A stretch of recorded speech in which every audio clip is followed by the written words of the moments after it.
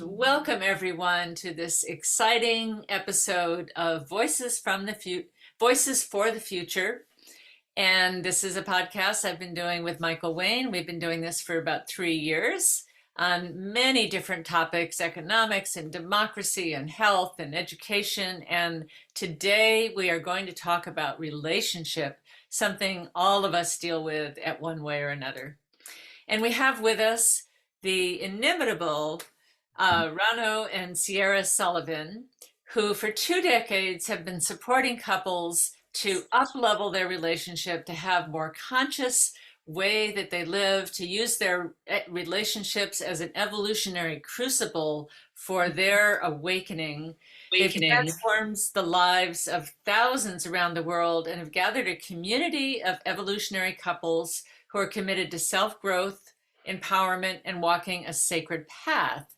They've created something called Eden World, and full disclosure here, my partner and I have joined Eden World. We've been in it for a couple of years, and it's quite wonderful, and that's how I got to know Rono and Sierra. And in their relationship, which you can tell us more, but they have 30 years of adventure together as friends, as business partners, lovers, as husband and wife, and they are change agents, pleasure provocateurs, ambassadors of fun that take us into deeply transformational experiences. And I imagine Eden is evolving you as you are evolving Eden, right? Yes. Yeah. Yes. So their quote is that through the container of relationship, it is through the container of relationship that we see ourselves more completely and become the most actualized version of ourselves. So they take being in relationship seriously and lightly. Not that you take it lightly, but you make it fun. So welcome. Thank you. Yeah. Delighted to have you. I know, that was good. So Some good. of our words, I think you put some of your words in there. They were good. Yeah.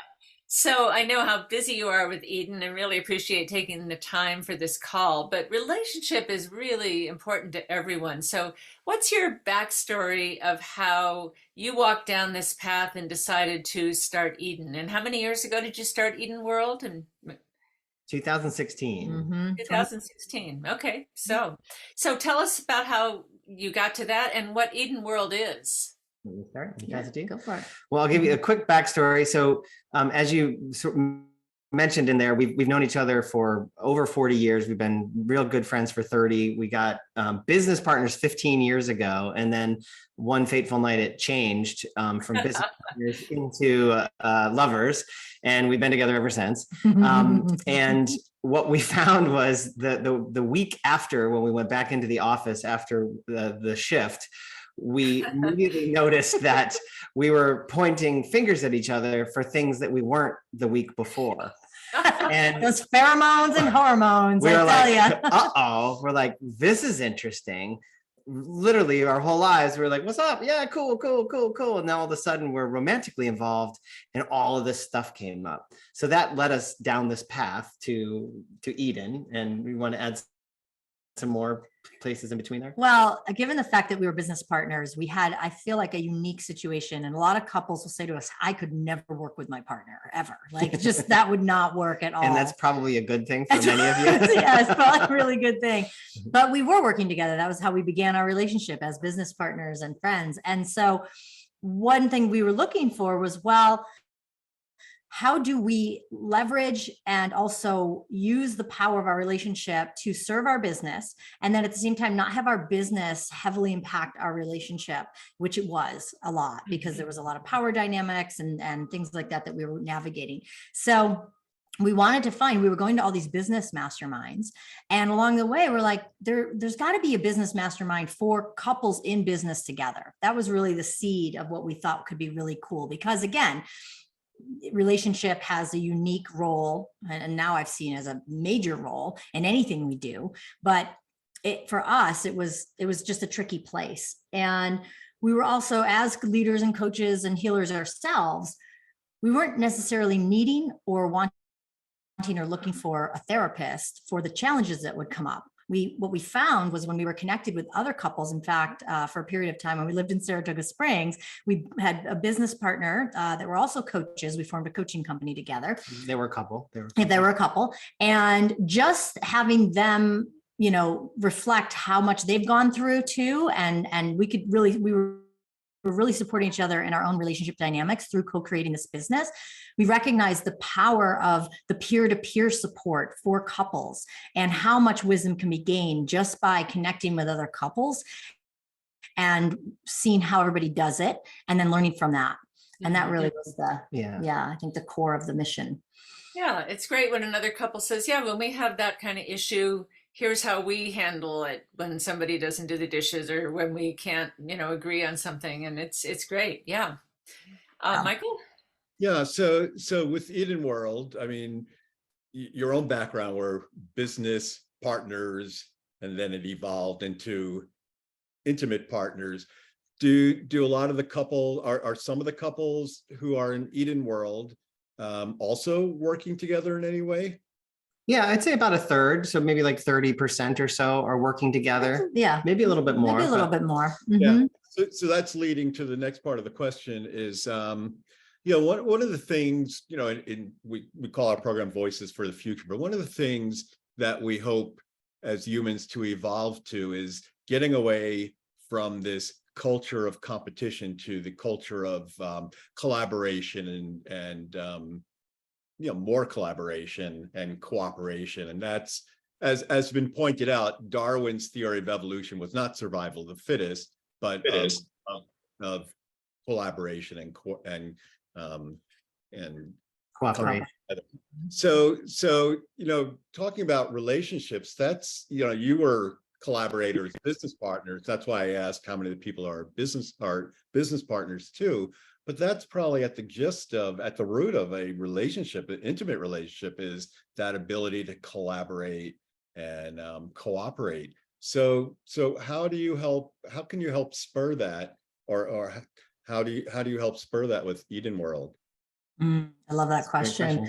So one of the things that we recognized early on was while relational tools are super helpful for the partnership, we have this whole community of couples and human traits that come along with that and human behaviors that come along with that. And so we came up with there was actually a group of 6 couples total that were kind of this like little beta incubator of what is now Eden for a period of time. Yeah. And we met weekly. We did weekend retreats together and deep dive on challenges and issues, and the mirroring process of just like, oh my God, she'd be like, is that what I look like when that guy does that? I'm like, yeah, that's what you look like. She's like, oh, I don't want to be like that anymore. So it allows us to shift and change. Yeah, it gives some quantum understanding to some of our dilemmas.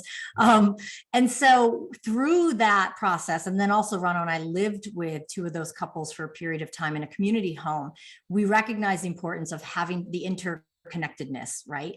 And how do we create a way to communicate effectively, to be supportive and mindful when we want to assume the worst? How do we assume the best? And how do we look at conflict as evolutionary alignment instead of conflict? And through those explorations, we came up with 12 principles, which is really the core tenets of Eden World, and how we now have a principle-based relationship foundation to play with. Not just, again, those principles actually apply almost more to the communal aspect, of our relations, but of course they apply to the unity aspect. It also applies to the sovereign aspect, and these apply to the unity aspect. Oops, we got a little hazy rose there a minute. Did you the sovereignty of four pillars amongst these principles, which is how do we look at ourselves sovereign? Back up just a little because you froze there for a minute and we didn't catch it. Okay, cool. Yeah. So can you hear us now clearly? Are we clear now? Yeah. And I want to get into the principles, but let's, for our audience, really, what's a concise definition of what Eden World is, so people know what we're talking about here? Yeah. So it's where relationships go to thrive, and it is a peer-to-peer based community where instead of like therapy or coaching, where it's one person or two people in a room with another person and you're talking about things or trying to figure it out, it's actually having practice on the court, like being able to work it out with other couples in real time so that you can actually have the experience of shifting through it versus like intellectualizing, okay, I'm going to work on this. You actually get to work on it right in the moment, right as there with other couples. Yeah, and I would say it is a community of couples who have a shared vision and purpose and intention to evolve their relationship. And it's not just made of people having trouble in relationship. I mean, the couples I've met are thriving and they stay in Eden, not because they're suffering and want to fix it, but because they know they can evolve it and they can be with other couples who are on an evolutionary path. Absolutely. Yep. 100%. You said it perfectly. Yep. Mm-hmm. Go ahead. Since we're talking about kind of giving that overview of Eden World, let's talk about how, before we get into the principles, then how does it work? How do people, since we talk about a community of couples, how do people connect, come together, commune through Eden World? So we once started as a live event company, and that was our main method of gathering. Then, of course, this thing called the pandemic came along and forced us. We had some online components, but it really gave us an opportunity to reach more couples. So we now do most of our gathering online. We have themes every year for members. So it's a membership, and the couples that are in the membership can attend any upwards of, there is so many different events, but a core 10 events that go with the theme and that we explore. And then there's all other sorts of gatherings that happen beyond that. Like we have kings, queens, infinite beings, things like that. Yeah. And then we also, we're in the process of rolling out a bunch of courses and programs that are much smaller, bite-sized chunks, so you don't have to commit to a whole year or show up for a whole weekend or something like that you can do from your home as well. Yeah. And then we do have an annual person for the membership as well. Yeah, and you also, so that you mentioned kings, queens, and infinite beings, we could say more about what that is. The queens are where the women just meet amongst themselves and they can talk about their issues and what they're going through, especially after you've had a weekend where you've had a particular theme. And then the queens can get together and talk about what they learned that weekend impacted them, or what they tried in their coupleship and how that went and whatnot. And the kings are the men meeting, and then the infinite beings are the people that don't want to be labeled by male or female, or they just that day they just want to go into something, right? Yeah, it's an expanded paradigm. The infinite beings really is, I think, what you're talking about a lot, Michael, is that future vision of where we are as a humanity, where we're not so locked into polarizations and lefts and right or ups and downs, that the more of the spectrum of existing as humans, and how can we relate from those places on the spectrum of infinite possibilities of relating with one another. Yeah. Mm-hmm. Yeah. Versus and then Sierra, I know something that you're especially passionate about is the couples council, which is a core component of Eden, right? You want to say something about that? Yeah. The couples council is really great because it either puts you with second couple, or ideally a third couple. So there'd be 3 couples that come together in council, not council SEL, but council CIL, council, right? And it allows for that's where the peer-to-peer part of Eden really meets the rubber meets the road on that, because in that little triad of coupleship, you get the reflections that Rono was mentioning. You get to see yourself more clearly. You get to see some of the patterns of your relationship, have an accountability group for the work you're doing within the sanctuary. Did we break up again, or were we okay? Did I saw a We little hear glitch you, there? but your face froze. Yeah. Okay. Oh, geez, we're hardwired in too. I don't know what's going on. We're not sure what's Sorry going on about here. that. Yeah. I want to say too that Yeah. in the couples Mhm. council, what we found is that it doesn't matter how much money you have, where you're from, how old you are, how young you are. No matter what, we all experience the same relational challenges at some point, depending on where we're at. And so what's beautiful, Eden's 21 to I think 81 is our oldest couple right now. And so it's like, where else do you get that intergenerational ability to connect and learn from all these different aspects of people about how to better communicate? Like we learn more about our sex lives from our elders than we do from anybody younger in the group. That's right. They're quite Oh, I spicy. think that's true. Yeah, yeah. And you know, my partner and I are in a couples council with 2 gay men, and as gay men, they have the same issues as anybody else too. You know, Totally. it's relationship. Yeah. Yeah. Mhm. Yeah, so you mentioned something that that triggered a thought in my mind, Rono. We've done some programs, Anna Day and I, in the Voice for the Future, talking about the political divide in this country and healing. We had the person who was the executive director, I think was the Bridge, Mm-hmm. Yeah. whose aim is bringing people together of different the different political perspectives, which at one time wasn't, people could get along, but over the last number of years, it's just created rifts in families, rifts in relationships, and led to so much hate and vile. So I don't know if you, in since you've done Eden World, you probably try to steer away from politics because it's something that can, cause the rift. But I don't know if you've ever had people politically divided and trying to heal that. But what can you share where just people can heal the divide? A lot, ultimately it comes from ourselves, our own split. But how do you, I mean, that's what you're doing too with your work. So I just thought I'd put that out there. Question.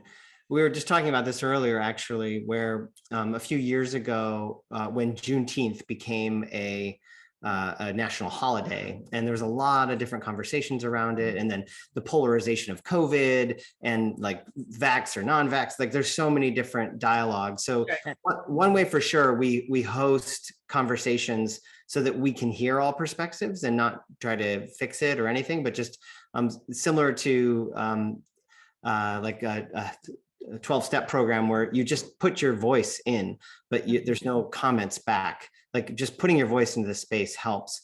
And one of the things that we are in Eden World is we're not a stand for something. We're not standing for equality. We're not standing for this or that, but we are a call to love. So we're calling people to love, to bring whatever that is in to the thing that they're doing versus trying to stand for something. Something you'd add? Or? Yeah, I love that you brought that up. And then also our 12 principles are the framework which allows us to relate better. And we've had many conversations. We have an executive leadership council that is called the Wisdom Council, who created these 12 principles. And we have wisdom jams where we've been using different polarizing topics to discuss it amongst the community while leaning into these 12 principles of relational consciousness, essentially. And so it really helps find a common ground to address what might feel polarizing and to create a spot to come together that feels more healing and available to do the work, have the deeper conversations. Yeah, so the 12 principles are kind of like the foundational agreements of Eden World. So let's go into what those principles are, because they're all principles for how to support relationship. Mhm. Yeah, so let me pull up a slide here for us, and then we can take a look at it. Yep. And I'll say that our number one principle, and you mentioned it a little bit in our bio, our number one principle is relationship is our North Star. And that, we can't go any further unless we can agree on that. and relationship is an opportunity to grow ourselves. And that's really, I think, in any level of humanity, we are always engaging in relationship in some form or another, no matter where we are. And it doesn't matter if you're in a romantic relationship or not, you've got family, you've got workers, friends, communities, all the time. Relationship is a key thing. Yeah, so I'll move through these real quickly just so that way everyone can see them if that's helpful. Mm-hmm. And I know there's a lot of words on here, so just look at the big words. Yeah. So relationship is our North Star. That's like the number one. That's where we're focused on. It's how to grow together. So we are each other's beloveds. That means that we treat each other as if they were our partner, like we give them that kind of respect, and we try to extend that to them. Mm-hmm. All the way through means that we're not going to leave anything on the table, that we're going to make sure that we don't sweep things under the rug. We're going to take it all the way through to make sure that we don't leave things unresolved. Exactly. Yep. What's in the way is the way. I love that one. One of my favorite. That's a good one. When you hit a roadblock, that doesn't mean it's the end. It just means that that's the spot where you need to look deeper to move through the next thing. Honor and integrity, that just speaks up, be cool. Don't be a hypocrite. Say what you mean what you say. There you go. And when you mess up, own it. Clean it. Exactly. Own it. Personal responsibility. I think that's probably your community knows that one pretty well. Full sovereign expression. This means that we're a stand for you to really express yourself, have some fun, get out there, and be mindful of the impact of that expression and how do we co-create that together as a community. Present awareness, just being present in the moment, what's happening now, be here now. Mm-hmm. Assuming the best. This is a good one. Don't make up stories about other people. See if you can, instead of assuming the worst, which a lot of times we get into, we're programmed in society to do that a lot of the times. How can we assume the best with one another? The giving frequency is all about the more that you can give from a full place. We say we economics versus me economics. It's nice. Giving like that. to one another. Mm-hmm. Yeah.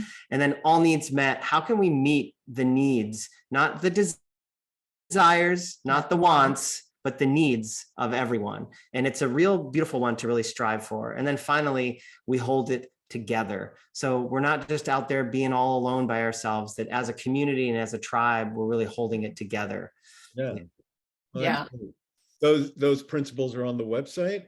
Yeah, I'll put a link in the chat for you right here for everyone. And you can, they're on the website, you can just look at them. But if you want that PDF that I was just showing you, if you go to /principles there, you can download it for free. It's our gift to you. Yeah, great. So, and they're really, no, go ahead. Yeah. So these principles are about having an evolutionary relationship, and that's what basically you're teaching. But how would you say I guess two things. What is an evolutionary relationship, and how would you say it differs from what's being modeled in society? It almost entirely different from what's being modeled in society. If you want to go ahead.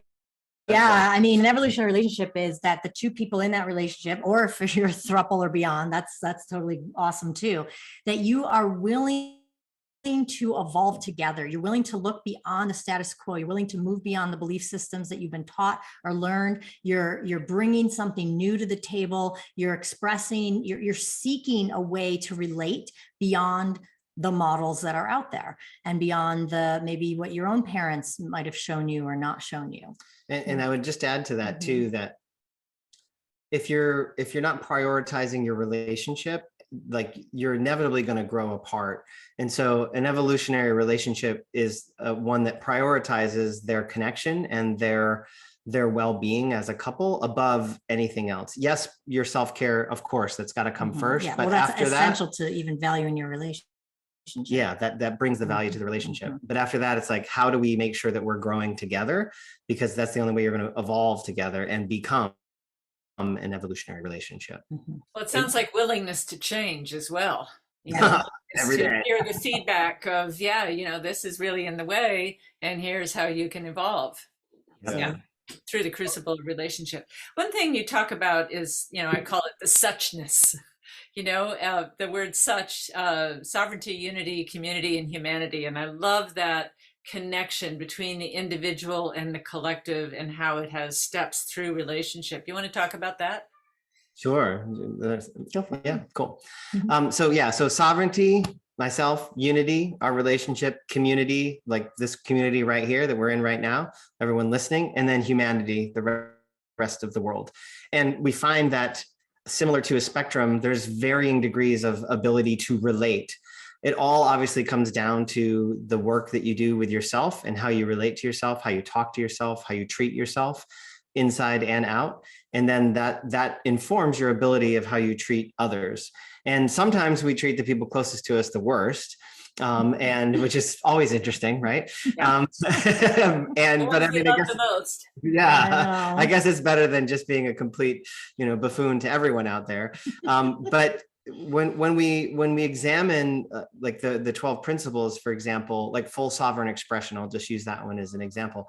When we apply that through the pillars, the filters of individuality, like sovereignty, and then in unity, and then in community, and then in humanity, how can I be fully self-expressed within myself and be the fullness of myself, really bring the divinity through me and allow me to be like all of me, not just parts of me, love the bad side, love the good sides. And if I can do that work, I'm then able to fully be present to this beloved next to me, to each of you as my extended beloveds. I can be present to that piece, and I can work within the unity aspects and then the community aspects. I can give so much more. I can be so much more of myself in community, and then in turn humanity. So it really is just like I tend to see things very visually in my consciousness of things. And so it's almost like Google Maps, when you can zoom right into where we all are and then come right all the way back out and see the globe. It's that kind of aspect of relating. Mhm. Does that answer your question? Yeah. And it's also full sovereign expression is not only allowing yourself to be fully who you are, but supporting your partner in their full sovereign expression, even if it's not exactly what you thought you signed up for. We're in that right now. Yeah, and so many people if they're in an intimate relationship, are working through their own family of origin issues and just, the whole field of like transactional analysis psychology is, that parent-child thing, that dynamic that couples will do. So what you're talking about is really a beautiful thing, and really helping people get past that playing out their own issues on their partner. Yeah. Which Darmitry just said, easily one of the best things I've ever heard of. Nice. That's in the chat that just came up. So yeah. So share with the listeners what some of the themes have been for your weekend learnings, and maybe even some that are coming up, because people may want to join and know, well, what do we do on those weekends? Like well, I've been in some of them, but talk about some of the themes you've had over the past few years and where the ones coming up. Awesome. So this year we're in Love Stories Revisited. That's the overarching theme. And it really is about exactly what you just said, Michael. It's how do we look at the love stories that we've been taught or told or have bought into, and do they apply? Do they work for us, or do they need to be revisited and maybe even rewritten? And so we have sub themes or chapters within that. And so in the book of your love in the story. book of your love story. So this year in particular, we just completed the book of Purposeful Partnership. And that's how do you create intention and create planning, intentional planning in your relationship. Giving people even permission to calendar sex on their calendar, because they're so busy that they don't have it. But they're like, we can't calendar sex. It's got to be spontaneous. I'm like, put it on your calendar. How's that working for you? Yeah, just even permission around that, like planning your relationship. Yeah, and then we're moving into prosperity playmates. So we're getting into our money stories, and then we'll be moving into communication. So connected conversations. And then we go into, sexuality and intimacy, which we're actually looking at what your sexuality is, not sex and intimacy, but like, what is your sexuality? Am I just a heterosexual man that just loves this woman? Or is there more to that, even though I might be just committed to this person, but what is my sexuality in relation to this partner? And can it be more fully on a spectrum within our committed relationship? Yeah. And then we're ending this year, and yeah, go ahead. On death and loss. Oh, wow. Yeah, it's a really powerful one. And what are the stories we've been told on that? And how can we revisit what it means to us? And the title of that chapter is Loving Loss, right? Yeah. Right. Yeah. So that's this year. And we're really excited about this particular theme. Last year, our overarching theme was the Renaissance of Love. And we had learning salons that were on passion and desire, shadow and truth, generosity and grace, evolutionary unity. There's just some really deep and yummy themes. We hit them all. Nothing's, yeah. We hit taboo stuff. We hit the regular old stuff, and yeah. I think the first one I ever experienced when I came in on a golden ticket, and we can say what that is too, was devotion. Oh, devotion, yeah. Really lovely, and I wasn't coming from a place of problems in my relationship, but it took it to a higher level. Like, how do you express your devotion? Are you able to receive devotion? How does devotion take it to a more sacred level? And that was a really beautiful weekend. And that was what sold me and had me join. Yeah. Yay. Good to know. That's a good one. Yeah, it was a really good. Thanks for representing that. Yeah. So what's a golden ticket? I've got the golden ticket. Well, go ahead. Because you're here, we're here. A golden ticket is something that we normally don't. This is literally the first time we're offering it outside of this. Yeah, in a more public forum. In a more public forum. But a golden ticket is an opportunity for anyone that's listening to this. That's in a committed relationship. Yep. Preferably for a year or more. And the reason why we say that is because if you're under a year, you haven't really gone through the 4 seasons of relationship, and Eden may hit upon spots that your relationship isn't quite stable or ready enough to gain the benefit from. It might hit up against your edges a bit. So we typically like to say a year or more committed partnership. And 90% of relationships end within the first year. So that's another reason. Yeah, that's another reason why. Exactly. So, but if you know you're committed and you're in for the long haul and you're like, I don't care, you can come. But what it is we offer you a free ticket, which normally costs a little bit of money, a free ticket to attend one of our Saturday workshops. And it's a full day experience for you. And you can come check it out. Get a feel for the community, get a feel for the kinds of topics we cover, learn more about the membership at that time, get a special offer to join should you choose at the end and you feel resonant with us. But mostly you'll get an opportunity to really feel and bring your relationship into this amazing community of committed couples committed to doing the work. Devoted couples. Yeah. Exactly. Yeah, and you get a chance to see what it's like, and that's how we came in on a golden ticket, and we went, wow, we really like this, and we signed up right away. We do have comments coming in, and do you want to read some of them, Michael? And we can also open this to questions from the listeners. Both those comments made me think of a question too, but I'll read the comments and then ask the question which is from these comments. Catherine just commented saying, "This is wonderful. I just have a hard time with someone that is not willing to walk towards me as well. I have a difficult relationship at work, for example." And then Emily commented saying, "We have been discussing many aspects of your principles. Oh, how so many in the world need this. Thank you." So my question is that stemming from the title of what we called this program tonight, it was evolutionary relationships in the future of our world. So I'm wondering how evolutionary relationships can serve the future of humanity, kind of asking how, going from what Emily said, how so many in the world need this. So what would you say about serving the future of humanity through relationships? Well, I would like to say that the work we do in the sanctuary, and we call it the sanctuary for a reason, because it feels like our place. That's the membership. That's the membership. It's a place to practice the art of relationship, right? There's not a lot of places in the world where we get to practice this. We can practice it in our own in our own relationships, but without other reflections and couples and conversations, you're in your own people little to witness and people to witness and you to witness. It becomes, it's more of a couple bubble. It doesn't really support the evolution of relationship. And so once we can master it in this smaller community with what we're up to and the committedness that we're all up to, the devotion that we all have toward relationship as our North Star, we can begin to bring this energy and this relational technology that we've learned and embodied out. And so whether it be us, Eden World, doing it, or the couples within Eden World getting a sense of it and then bringing it to your communities, to your families, to things like that, it feels really like the pathway.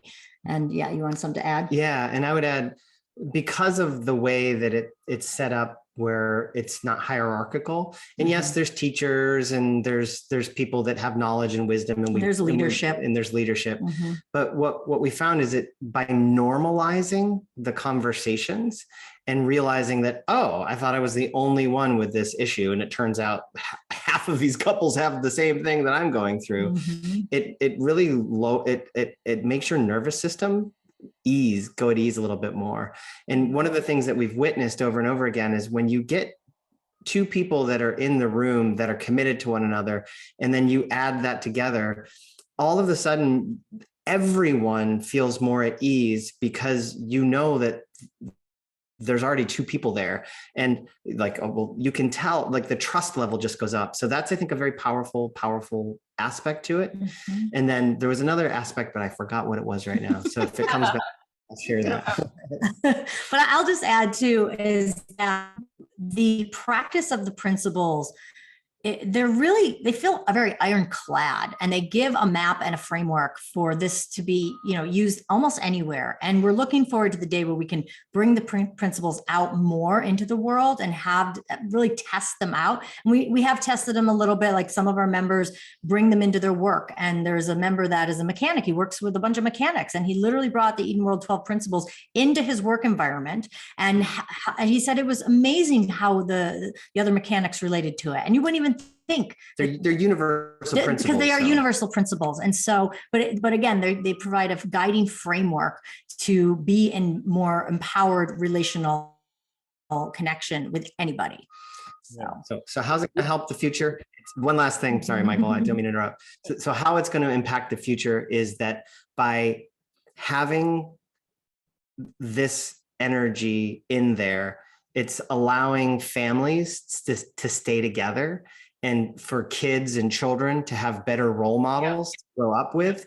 And when they see a loving partnership that puts the partnership first versus everything else in their life, that makes a difference. So instead of broken households and everyone growing up in all of these crazy situations and rampant sexual abuse everywhere, like, instead you have a very beautiful relationship that's guiding the next generation of youth. So I think that's going to be the biggest impact that it has. Nice. And I think having a healthy relationship at home supports the individual in going out into the world and whatever work they do. Absolutely. Oh yeah. Yeah, well said. Yeah. So when you were mentioning, Sierra, about the mechanic and then bring it to the mechanics, I going back to what Catherine said in the chat, where she said she has a difficult relationship at work, for example. And so, I don't know the dynamics of that mechanic brought to the mechanics, but how would that work for someone like Catherine trying to bring it, to try and help that work relationship? I mean, the other party also has to be ready for working on it. Yeah, I mean, that's the tricky thing, right? It takes two to do the work, and that's the premise of Eden, right? You have to make it a commitment. That's why when you said you read in our FAQs, if the other partner's not really into it, does Eden World, is that a good place for couples? And while we have had many couples, actually, for whatever reason, there's been the partners gotten caught up, but there was a loss, there was a thing, they couldn't show up. It does work if if you're working it, but if you're not working together, you're going to grow apart. So if you have a work relationship, and I know you had something to say about this. So yeah, just the sovereignty aspect. Of okay, I'll let you go. And then is that okay? Yeah. Well, okay, I'll just finish my thought. this is how it looks, right? Working it out in real time. So actually, no, I forgot what I was going to say. So go ahead. You jump in.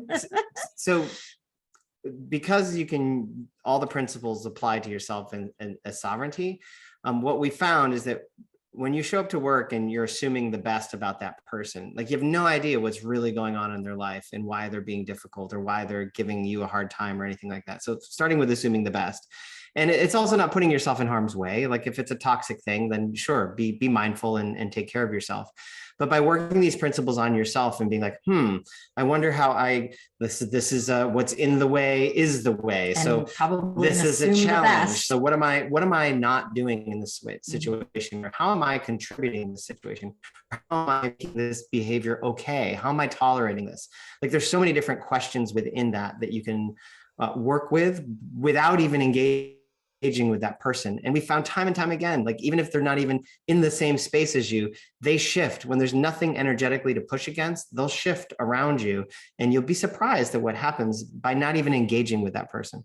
And then once there is an opportunity to engage, then you can go the route that Sierra was talking about and see if you can bring in some of these principles. Mm-hmm. Yeah. And I want to invite people to ask questions. If you're in a relationship, if you're not, if you have questions about relationship or how do you handle this or how do you deal with that, here are the experts right here. And they have a different set of tools than you get from your average therapist. So this is your chance. Please type your questions, or you can, I guess, go into the Q&A and type questions as well. But there's none there. Mm-hmm. Nice.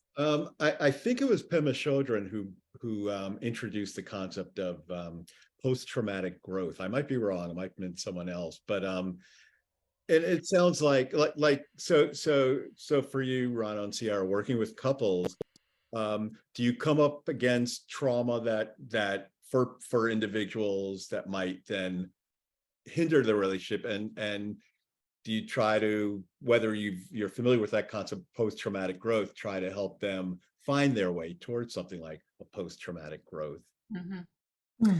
It's a beautiful question. A joke came up to me in my mind when you said that, which was who's David or Newhart.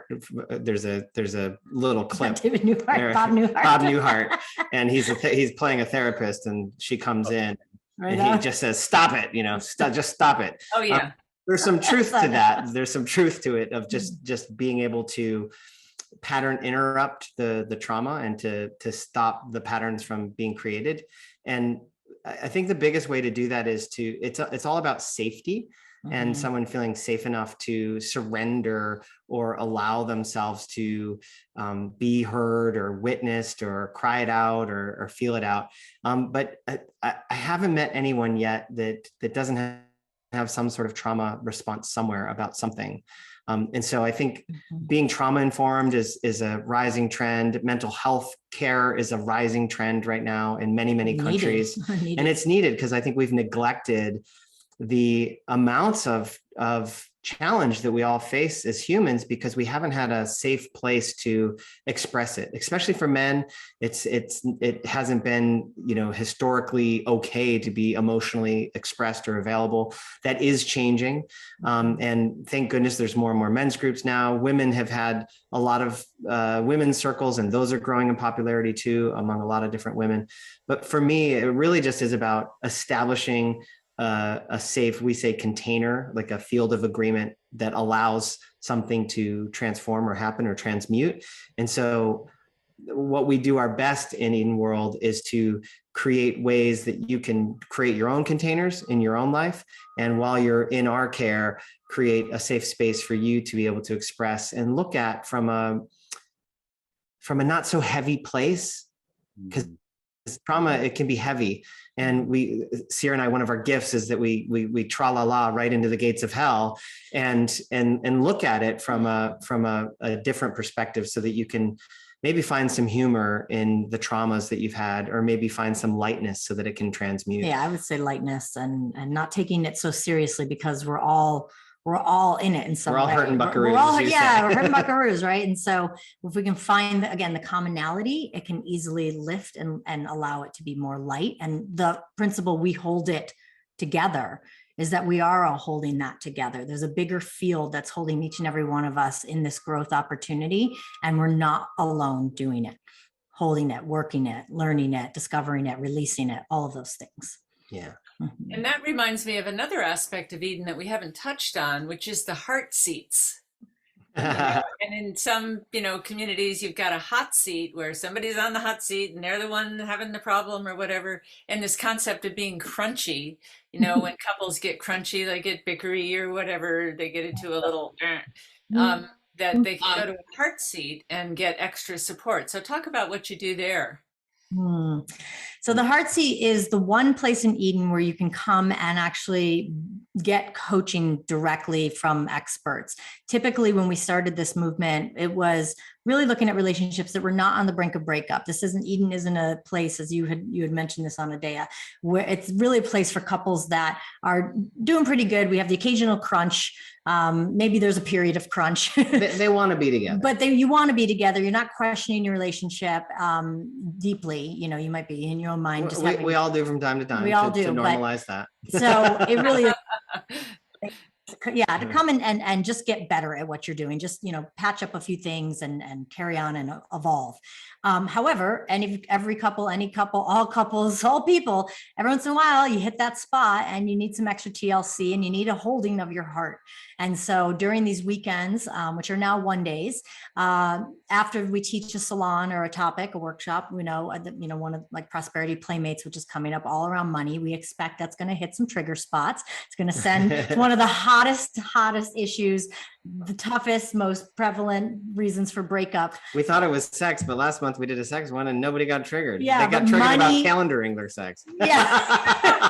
Yeah, but money's a hot button. So no matter what topic in the heart seat. No matter what topic we're discussing, there's always something that comes up. And so afterwards, we have this thing called the heart seat where couples can come. And if they have a challenge or a need to be held or witnessed or supported, they can. And oftentimes it's a super popular offering because other couples will come, they're not having issues, but they just want to hold and learn and see what gets discovered by the handful of couples that need the actual holding. But yeah, there's more couples that are hanging out there just witnessing and learning than there are that need support. Yeah. Right, because chances are they've had that issue too. Exactly. That's where the peer-to-peer is in again. Yeah. And they may not want to admit it, but we might get some tips on how to handle that. You talk about scheduling sex and you talk about something else, epic dates. And what does epic stand for? Epic dates. So what is an epic date? Epic date. So it stands for erotic, playful, intimate creation. And an epic date it's instead of a regular old date night, we recommend that you have an epic date night. And so a lot of times, hey, you want to go out for dinner and a movie and then watch and then boo, and that's all we do for our date nights. Yeah, it's not very connective. It's together time, but yeah, it came out of Sierra's and because we were business partners and friends first. Like we are amazing friends. Like she's my best friend. We've been great friends for many, many, many years. And like, we are good at that.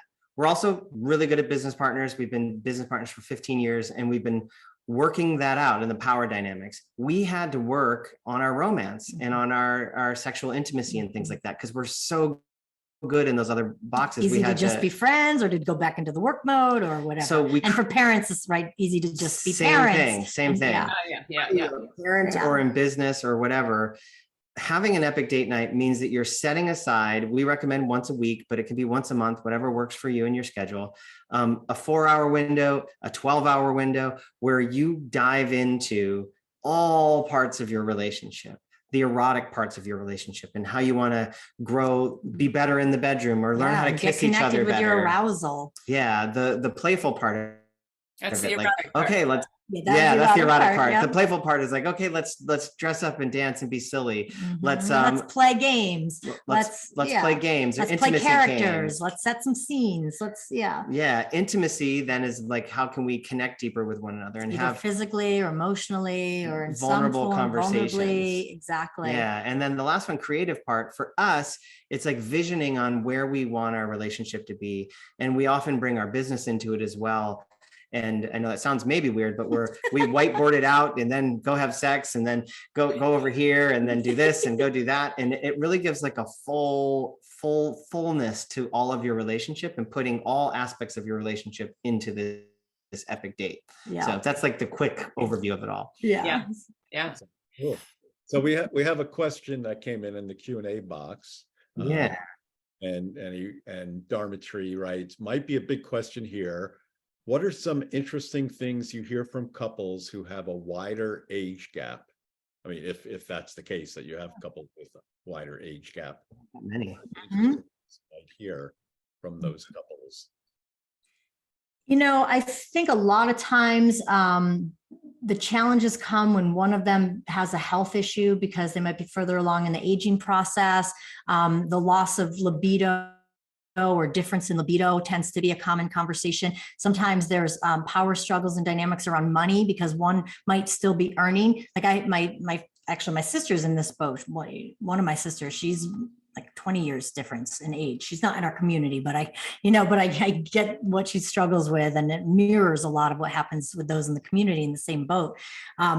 Somebody might be making more money, like he's retired, she's still in the workforce, right? And so that creates some interesting dynamics where where the one partner might be, a little bit feeling less empowered because they're no longer making the money or they are retired and whatever the things may be. So I think those are some of the. It's a lot of stage of life things. Yeah. And so a lot of it is like, how can, depending on what chapter of your life you're in, whether it's retiring or still in the workforce, is like, how can you find ways to merge or overlap those particular aspects?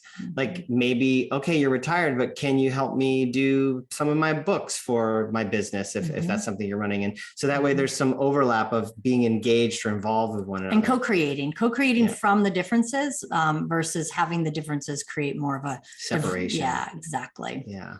That's great. Yeah. We have another question on the chat. What advice do you have for new couples in their first 6 months and/or deep friendships, like that's how you started, who are getting their bearings as far as the romantic aspect goes? And you went through that as a couple. Yeah. I would say number one, take it slow. Number two, be as forthcoming with your fears, your desires, your expectations as possible. And there's another thing that we can put in the chat too, specifically for you. I'll find the link and throw it in here, called the Sacred Space Guide. And in the Sacred Space Guide, it allows you to set a safe container to have deep conversations about the things that you need, you want, you desire, because it's tricky, especially if you're getting to know one another, to be like, hey, I like this. Are you into that? Ooh, no, I would never do that. But you may have just said it wrong and they might be totally into that, but you just didn't put it in the right container because they were coming off of a business call and they were caught off guard. So like setting a sacred regular space, practice. I would say a sacred space practice to have those conversations and nurture, take it slow. Nurture your relationship. It can be easy to, in the newness, to step over some of the foundational elements of what it makes a relationship great long term. And because you're just hot and heavy and things are exciting and whatever's happening, and then over time things begin to shift. And so really put in some time to have those conversations and really work on your relationship. Don't just make your dates outward focusing and then come home and have sex. That could be great, but there's probably a lot that you can do to get to know each other and to really deepen your bond early on and deepen your practice. Yeah, I'm going to add one more piece to that I think is super important. I've done a lot of work over the years with single women trying to call in their mate. And I always say, don't have sex with anybody for the first 90 days. That's like one, because the moment you do, it changes everything, as we mentioned in the beginning. So that's one thing. But if you're already there, too late for me. It's too late for most By people. that either. Yeah. But what happens is like if you are here's the thing, if you have been the person that really just wants your soulmate, your life partner, and you've been 1 year, 2 year, 3 year, 4 year, 5 years, and then you're on to the next one, and then 5 years, and on to the next one, and 5 years, like if that's your pattern, like really, really, really take it slow and take chances by asking for the things that you wait 3 years to ask for. Yeah. So that Get the deal breakers out of the way. move the day relationship one. along if it's not the right relationship Yeah. sooner than later. So that way you can actually get to the relationship that you want and do it. Loving Yeah. it. Yeah. John Gray, who wrote the Venus and Mars book, Men Are From Mars, Women Are From Venus. I think it was his book. I didn't read the book I'm referring to, which is called Venus and Mars on a date or something, but a friend was talking about it. And in John Gray's, in the book, he talks about that people should go out on 30 dates even before they have sex. So it's kind of like what you're talking about, 90 days or getting to know each other and see what might be deal breakers or, having communication. Yeah. Otherwise, those pheromones and hormones, they just can really mess with you. Totally. Yeah, so feel free to ask your questions. We'll be wrapping up pretty soon. So this is the time when you can ask these relationship experts whatever you're dealing with, or any questions you have about Eden World, and it's edenworld.org. How does it work for people to join? So right now, the best thing is to take advantage of a golden ticket, and we'll put that link in as well. We have our next event coming up on April 22nd. Again, Prosperity Playmates is the chapter in the overarching Love Stories Revisited theme. There's other dates on the page that link will go to. So if you can't make that date, there's other options. And then basically, once you come, you'll know more. There's a big orientation process that we take you through. It's not big, but it's important for you to know the culture you're stepping into, because if you're just coming out of the cold of bad relationship models, or you don't already have a community like this, or maybe your mindset isn't fully ready for what Eden is, we want to, acclimate you and ready you for stepping into such a hugely vulnerable, deep, profound, and sacred container that we hold. And so there's an orientation, then you come to the salon, then we talk to you afterwards to see how it was, integrate with you a bit, and then share at that time that if you would like to join the membership, and we'll give you the details of the membership. Right now, that is the pathway into Eden, so that we make sure that you're held and that you feel good and that you are the right fit and that Eden is a right fit for you. So we, at this time, want to make it's still very personal, and very held to make that decision. At some point, probably within the next year or so, there might be a more direct path through some online courses or shorter events or different types of events. We look forward to that. But right now, that's, it's a very special time for Eden, because we're expanding, but we're also still very hands-on and want to make sure that you really feel the vibe and if it's right for you before you join. Yeah, and when someone does join, they pay a yearly fee, and then they have access to everything, right? They have access to old videos from previous weekends before they joined. They have access to recordings. They have access to the kings and the queens and the infinite beings. They have access to create a couples council, but they don't pay by the weekend. Correct. Like the workshop. They join the community, and then they have access to all the things that you offer, which is a lot. Yeah, it's a lot. There's a lot. You have a community on Mighty Networks, and and they can join that. I put networks. We have a free version of that. Yeah, we just opened up a free version of our of our community.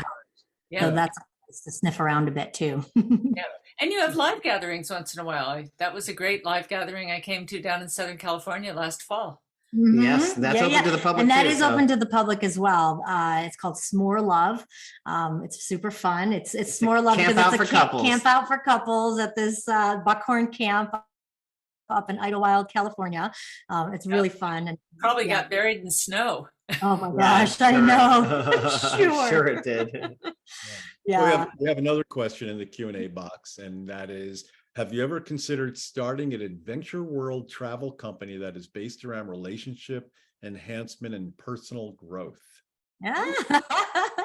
We have.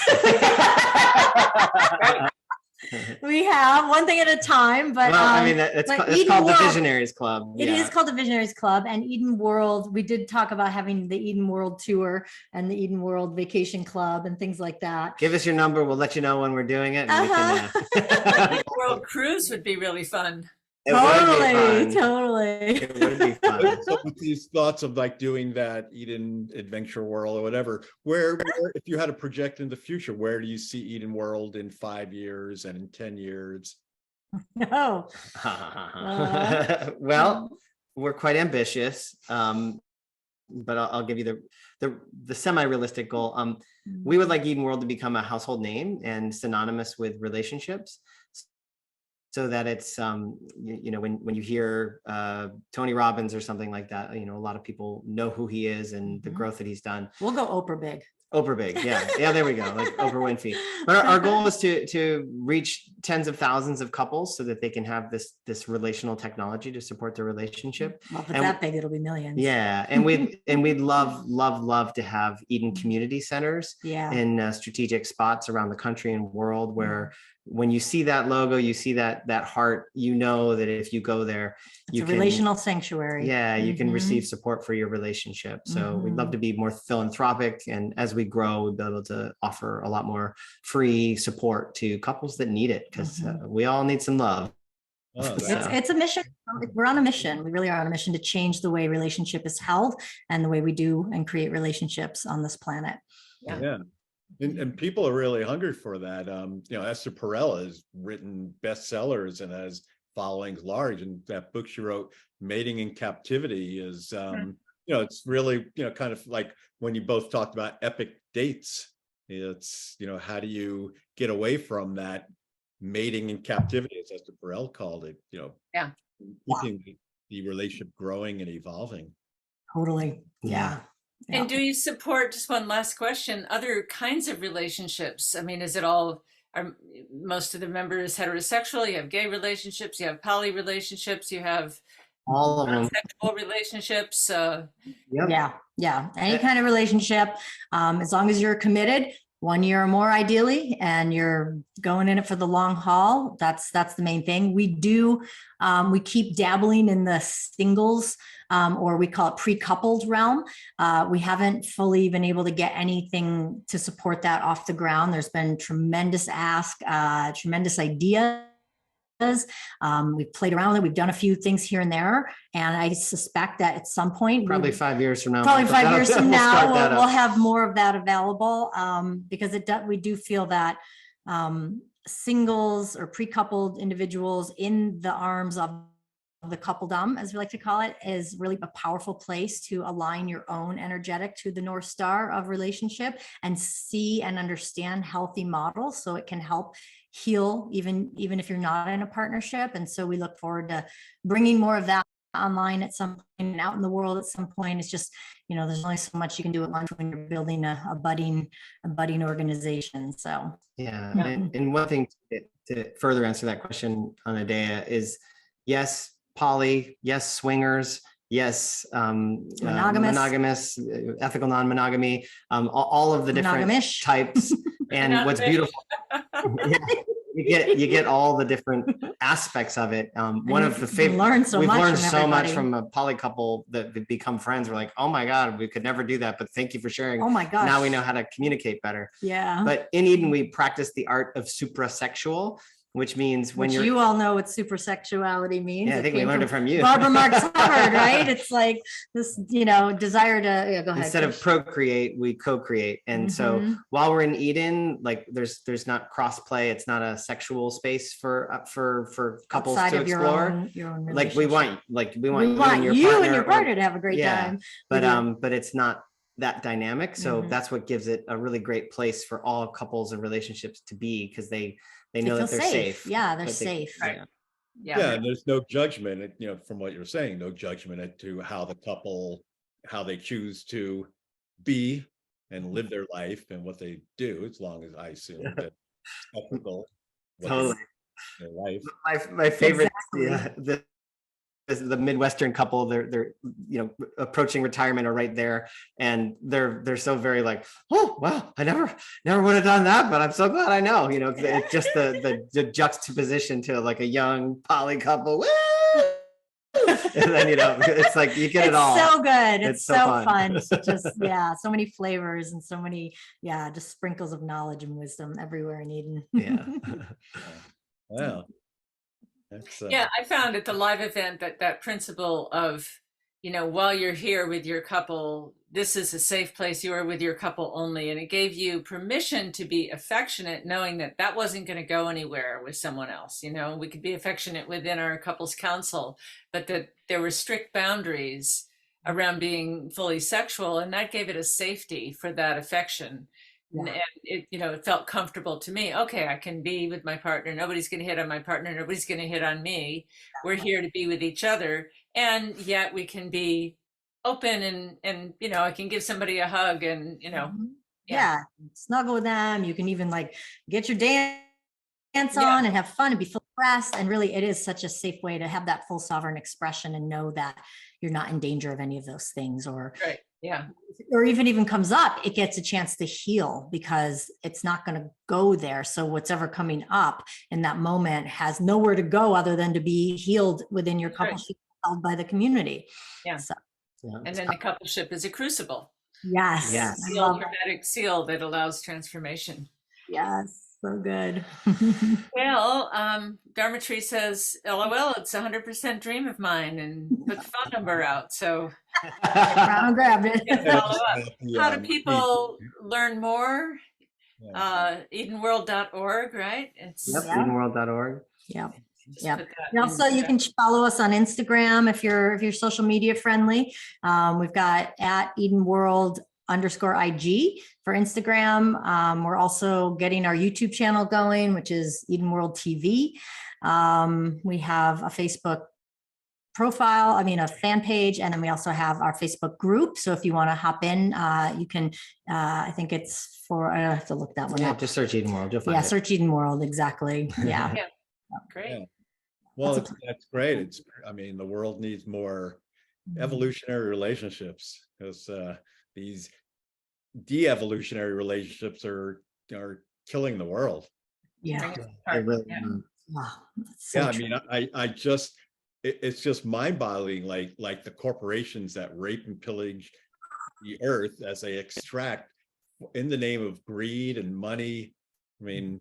What the psychology of the people who do that, and just how broken they are, and who knows what their intimate if they have one. And so, yeah. It would be an interesting documentary to follow the relational health of people that are in charge of operations that do exactly what you say. That would be a very interesting study. Yeah, if they were more loved, if they were getting laid more, who knows? They might not do what they do. Yeah, absolutely. Well, thank you very much for coming on, taking the time. And thank you, listeners, for tuning into this. It's edenworld.org if you want to find out more. And I will just, be a testament that I think our relationship has been better for being part of Eden World. And I look forward to more. It's been a great community. It's a great testament. Yeah, so good to have you there. Yeah, well, thank you. Thank you, Ron and Sierra. Thank you. Okay. All right. And what's our next one now? We should. On April 18th, I believe, we're actually going to talk about a very different topic, the subject of urban renewal from something in the 1960s, which created much urban blight. So, yeah, we'll go more into it. So, okay. Yeah. All right. Great. Good night, all. Yeah. Everybody. Voices for the future. All right.